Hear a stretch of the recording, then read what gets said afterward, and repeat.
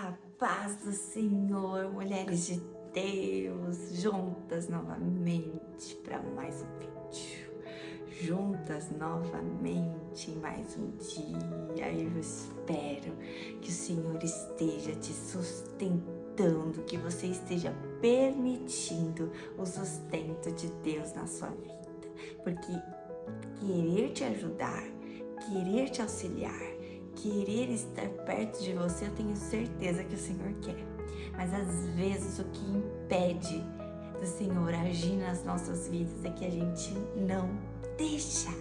A gente não permite que o Senhor venha e nos abrace, nos conforte e que a gente consiga entregar o controle na mão de Deus. Quantas vezes, irmãs, quantas vezes a gente acha que deixou o controle na mão do Senhor e que Ele pode fazer o que Ele quiser no tempo que Ele quiser e a gente não deixa, a gente não quer esperar, a gente quer fazer do nosso jeito, irmãs. Eu falo pela minha vida, eu falo porque quantas vezes quando eu entendo, quando eu vejo, eu já agi no impulso, eu já agi fazendo do meu jeito, eu já agi querendo tomar as minhas decisões. Quantas vezes, minhas irmãs, quantas vezes nós somos assim? E eu acho que, sinceramente, essa é a nossa luta constante. Essa é uma das lutas constantes que nós temos como cristã. A luta constante de deixa na mão de Deus, pega de volta. Deixa na mão de Deus, pega de volta. Porque as emoções acabam falando muito alto. As nossas emoções, a flor da pele, o calor do momento, falam muito alto. E a gente pega o controle de volta. E faz do nosso jeito. E quando a gente faz do nosso jeito, a gente atrasa o jeito de Deus. Que era para ser lindo, era para ser maravilhoso. No tempo certo ia florescer, no tempo certo você ia receber a proposta, no tempo certo de Deus. Mas aí a gente vem, não, eu quero, eu preciso, eu quero agora, não sei o quê. E a gente toma o impulso, e a gente toma a decisão. Por que eu iniciei o vídeo falando isso? Vamos perguntar para Deus, porque eu não sei te dizer. Veio. E Deus falou. Já está falando, minhas amadas. Quando a gente tem presença, quando Ele é na nossa vida, quando Ele está na nossa vida, Ele fala, Ele tem autoridade para chegar chegando, para falar, para se manifestar. E é isso que eu tenho pedido fervorosamente para o Senhor. Para se manifestar através da minha família, através da minha vida, através da vida dos meus filhos. Que aonde eles forem, as pessoas, as crianças, sintam a presença de Deus através dos meus filhos. Sintam o calor da unção através dos meus filhos. Tudo que é meu, tudo que me pertence, tudo que é da minha casa, as pessoas possam sentir a presença do Senhor.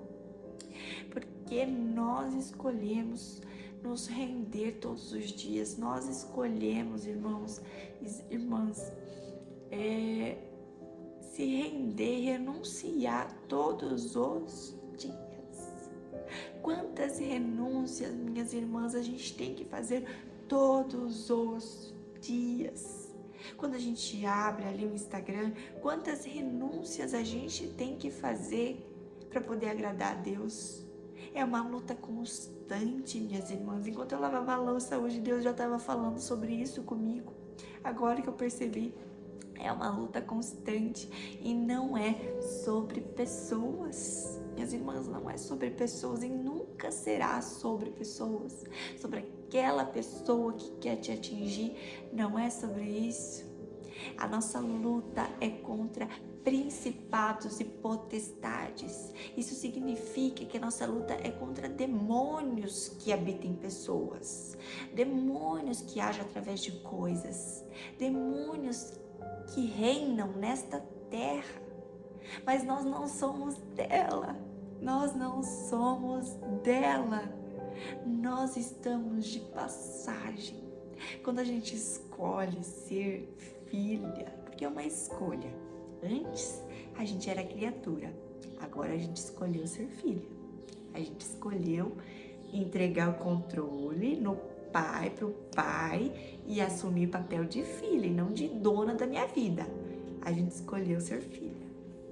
E quando a gente escolhe ser filha, a gente percebe que a gente tem tarefas a cumprir e que o tempo aqui nessa terra é muito rápido. Deus vai permitir que a gente tenha uma família, que a gente tenha pessoas para cuidar. Deus vai permitir, mas não é sobre isso. Não é sobre ter uma casa linda, não é sobre ter um carro lindo, não é sobre ter uma vida maravilhosa. É sobre cumprir um propósito como Jesus. Como o nosso Jesus, que veio não para ter uma vida plena, porque Ele era Deus.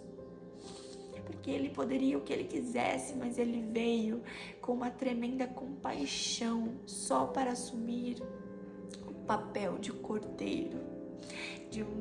Em um certo momento, em um certo dia, marcado na agenda de Deus, Ele viria para cumprir este papel de cordeiro, de sacrifício. Se a gente for ver lá no Primeiro Testamento, tudo era sobre sacrifícios. Para acessar ao Pai é através de sacrifício. Irmãos, irmãs, eu acho que eu tô profetizando. Tô profetizando que tem irmãos aqui também, gente. Não sei. Deus seja louvado, Ele alcança quem Ele quiser. Mas minhas irmãs, até onde eu sei, estamos falando com mulheres. As minhas irmãs diante do Pai. Precisamos entender o nosso papel de filha. Precisamos entender o que Deus quer de nós. Qual é o propósito de Deus na nossa vida? Falar, manifestar a palavra não é para ter uma vida boa que estamos aqui, mas é para falar de Deus, manifestar o Deus vivo que habita neste lugar. Ele está em tudo. Aliás, Ele é todas as coisas. Cada molécula desse vidro, cada molécula dessa pedra, cada molécula que fez esse tijolo, tudo, cada fio de cabelo é Ele. Ele está em tudo porque Ele é tudo. Quando a gente entende a atmosfera, a gente vai entendendo a grandiosidade do manifestar. Quando a palavra diz que Ele é a folha que cai que uma folha não cai sem a permissão dele, é porque Ele é a folha. Irmãos, é lindo, irmãs, é lindo demais contemplar a natureza de Deus. É lindo demais quando a gente entrega verdadeiramente com o nosso coração aberto para que Deus faça o que Ele quiser, mesmo que nos desagrade. Como uma irmã disse esses dias na igreja, ela cantou e louvou para que Deus fizesse o seu querer, que Deus fizesse a vontade dEle. E um tempo depois, Deus levou a mãe dela. E aí, minhas irmãs? E se Deus fizer algo que vai te fazer chorar? E se Deus fizer algo que vai te fazer sofrer? E se Deus escolher fazer algo que vai te machucar? Como é que você vai reagir? Como é que você vai reagir diante disso? Você vai achar que Deus não está com você porque Ele te feriu, permitiu a dor vir até você? Você vai deixar que você acha que você não nasceu para o sofrimento? Que você acha que você como filha não deveria sofrer? Deus, Ele é tremendo, gente. a palavra está o tempo inteiro afirmando que a nossa vida, ela é propícia para o sofrimento. É claro que vamos passar pelo fogo. É claro que vamos passar pelas águas fundas. É claro, a palavra diz isso. Eu acho que é em Isaías 43 que a palavra fala isso, ou eu estou enganada? É claro, não está falando e se você passar pelas águas, e se você passar pelo fogo. A palavra diz, quando passares pelo fogo, quando passares pela água. Você vai passar pelo vale, Deus vai trazer problema para você. Mas por quê? Mas por que eu tenho que passar por isso? Mas por que eu tenho que passar por aquilo? Porque, irmãs, para a gente se tornar uma pessoa melhor, para a gente se tornar uma joia rara, o sofrimento é certo. Para o fogo, para a joia acontecer, precisa de muito fogo e em alta temperatura. Não é diferente com a nossa vida. E também está em Malaquias, falando que as nossas impurezas serão tiradas, que ele associa com o joalheiro, né? Com o ourives, que para o ourives tirar as impurezas da prata, filho, a mamãe está ocupada, tá bom? Não distraia a mamãe, dá licença para a mamãe agora. Tá bem. Para o ourives conseguir tirar as impurezas da prata, ele precisa colocar em alta temperatura. Em alta. E a Bíblia compara Deus nos limpando com um ourives limpando uma prata. Presta atenção, não sou eu quem está dizendo. O ourives tira a impureza com fogo, deixa lá no calor até sair todas as impurezas. E tem mais, sabe quando que ele tira a prata do fogo? Quando ele entende que é o momento de tirar essa prata do fogo. Olha só, é Deus que comparou esse momento do ourives com a gente. Sabe qual é o momento? Quando ele olha para a prata e ela virou um espelho. Ele consegue se ver naquela prata. Ou seja, quando Deus consegue se ver em nós, na nossa vida, quando a gente está com um coração parecido com o de Jesus, aí é o momento do fogo cessar. Aí é o momento certo daquele vale passar. Quando nos tornamos mais quebrantados, quando nos tornamos mais parecidas, um tracinho mais parecido com o de Jesus. Aí chegou a hora do vale passar. Então, se você ainda não se sentiu transformada, se você ainda carrega aquele coração peludo diante daquele vale, você não está entendendo o que Deus quer falar, irmãs, Deus vai continuar com você no vale, você não vai passar. E é assim, minhas irmãs, agradeça e entenda o quanto antes o que Deus quer tratar com você diante daquela circunstância muito difícil. O que Deus quer mostrar para você. Você precisa estar com o olho assim, Deus, o que eu preciso aprender? O quanto antes você entender o que precisa ser feito, antes você vai sair desse vale. Deus não quer que você fique 40 anos no vale. Era para ser 40 dias, você que quis ficar 40 anos porque você se acomodou, você não quis sair, você achou que era assim mesmo, você achou que era isso mesmo, que você nasceu por sofrimento, porque é uma consequência da sua família. Não é. Eu não sei por que estamos falando disso. Se a palavra é Neemias. Oh, minhas irmãs, quando Deus quer falar, Ele vem e fala, né?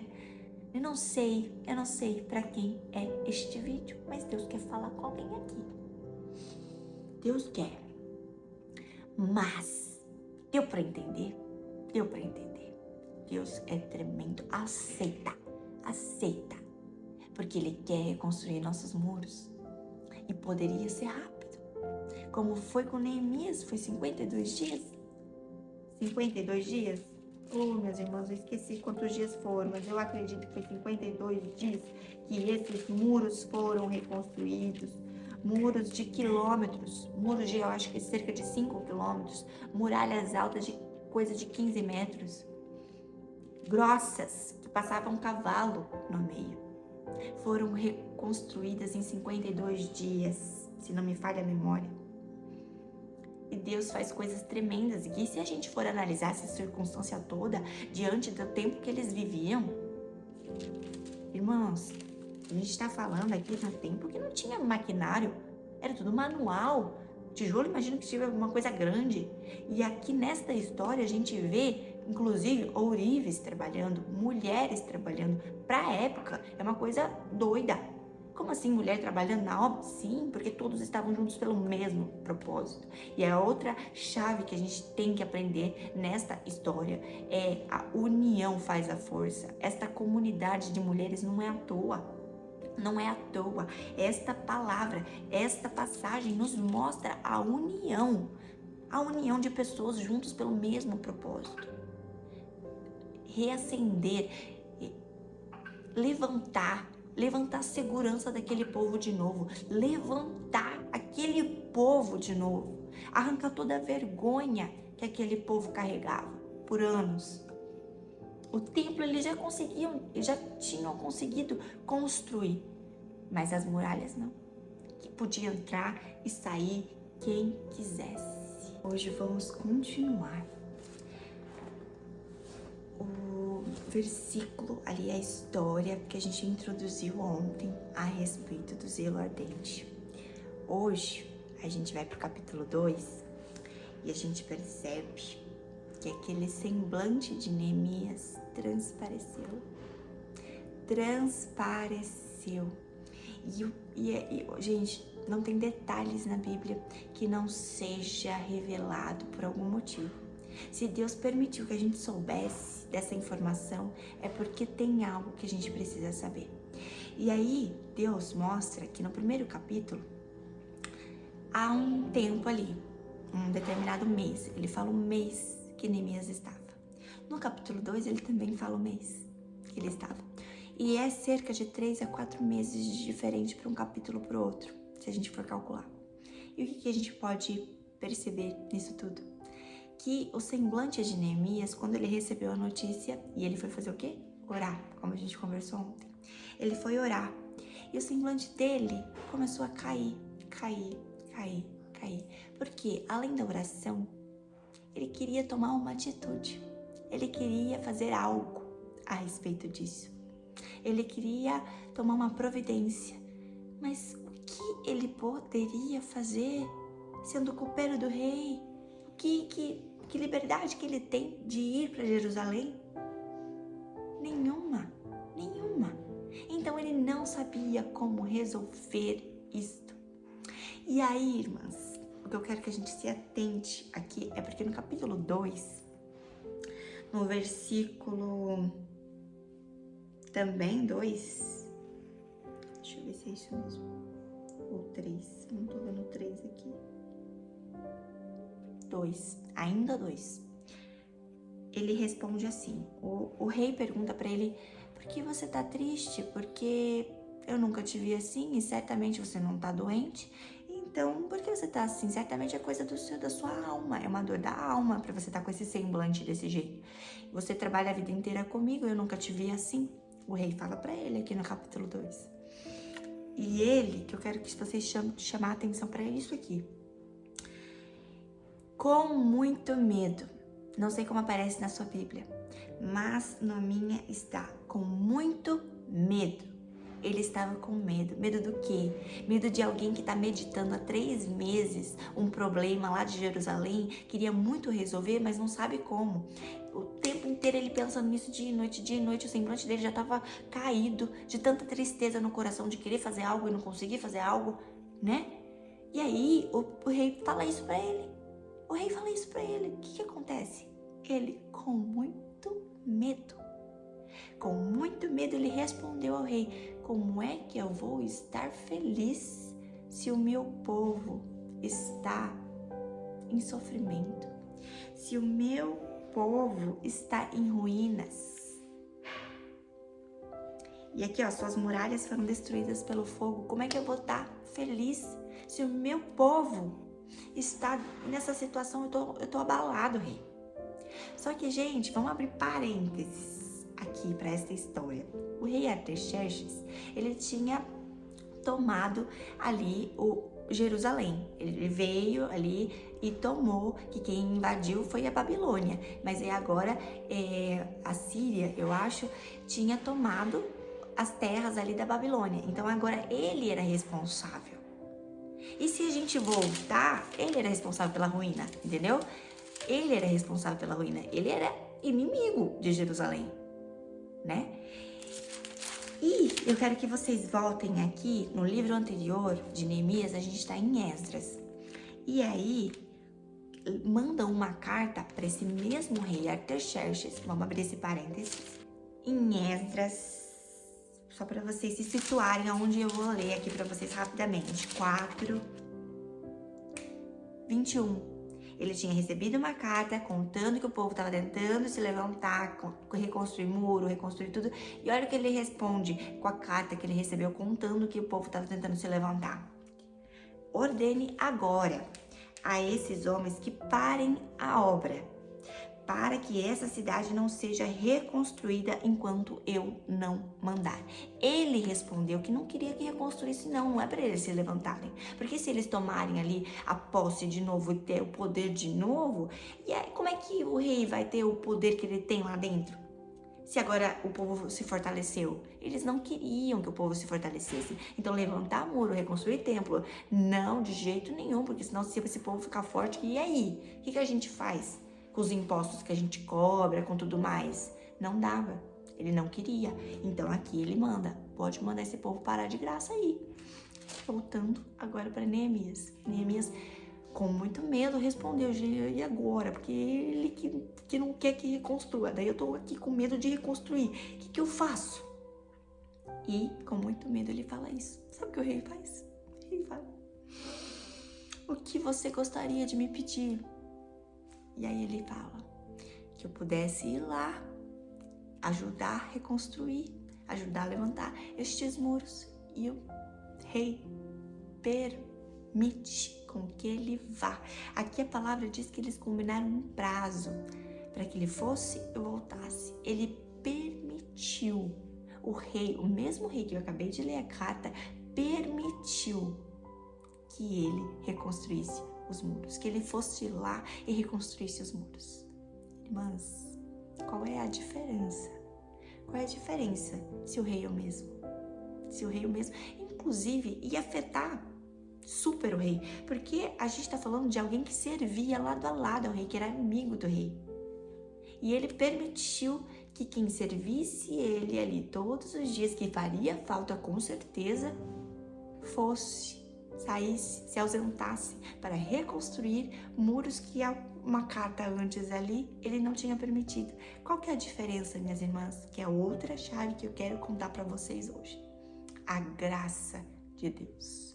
Quando a graça de Deus resolve nos alcançar, tudo que parecia impossível se torna possível. Tudo que parecia não tem como, para Deus tem como, porque Ele vai fazer o rei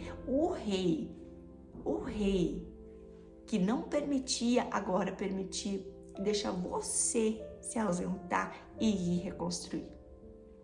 Deus faz isso, minhas irmãs. Deus faz. Quando a graça dele está presente em nós, você é escolhida. Tinha centenas, mas você é escolhida. Tinha inúmeras. Deus vai querer você. Afasta todo mundo porque eu quero você. É isso que Deus faz. É isso que Deus faz. Quando a graça dele está na nossa vida, ninguém pode impedir. É esta chave que eu quero deixar no coração de vocês, minhas lindas. É esta chave que hoje a gente vai aprender. A graça de Deus está nas nossas vidas. Procura viver de um jeito que agrada ao Senhor. Em um formato que você sabe que você está todos os dias sendo lapidada pelo Senhor. Porque certamente a graça de Deus vai te alcançar. Agora vamos orar.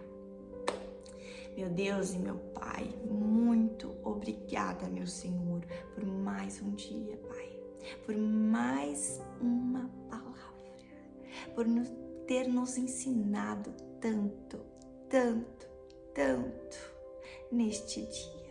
Esta campanha não é somente mais uma campanha, Senhor Deus. É uma campanha que vem em intimidade para solucionar, para resolver, para colocar em ordem, para restaurar, para levantar novos muros, Senhor Deus. Levantar muros que onde havia tristeza haverá alegria, onde havia, Senhor Deus, onde havia quebrantamento, haverá restauração. Onde havia vulnerabilidade, haverá fortaleza, meu Pai. Deus, vem, Senhor Jesus, vem entrando com fortaleza nas nossas vidas. Fortalece todas as áreas da nossa vida com muros fortes, Senhor Deus. Vem com muros fortes nos fortalecendo, Senhor Deus. Cria em nós uma corrente fervorosa de mulheres que buscam, que mulheres que amam, que mulheres que se quebrantam e se ajoelham diante de Ti, Senhor. Que todas nós oremos umas pelas outras, Senhor Deus. Sim, ó Pai, que nós tenhamos vontade de orar pelas nossas irmãs. Sim, ó Pai, e que estamos, Senhor, queremos estar disponíveis.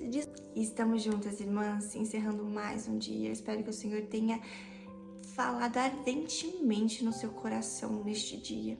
O Senhor é poderoso e Ele quer fazer uma grande obra na sua vida. Somente creia.